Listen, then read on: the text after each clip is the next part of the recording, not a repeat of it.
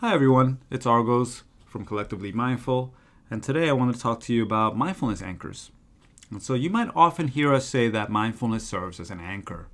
In other words, we feel like mindfulness is something that can hold us steady even when things are stormy, right? And so we use the metaphor of the anchor often when talking to kids or adults about how an anchor helps a boat stay steady, not get blown away, even when things waters are rough. And so the same applies to us. Mindfulness can be the thing that supports us even when there's lots of challenging things happening around us.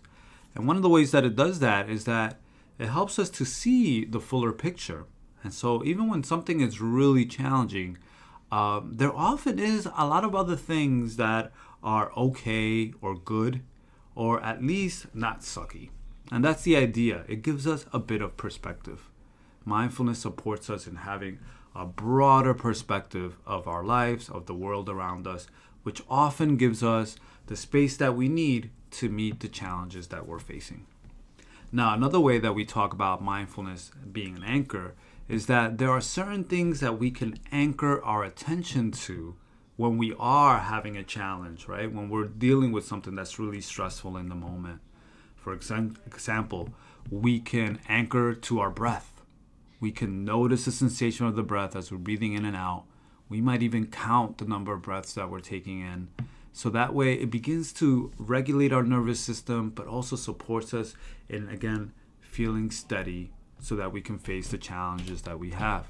Now, there's lots of different anchors that we can use, breath being one that we have with us all the time, but also we could use our senses to anchor our attention. So we can listen to the sounds in our environment, notice what's happening far, far away as far as sound is concerned, or notice what kind of sounds are happening within our body.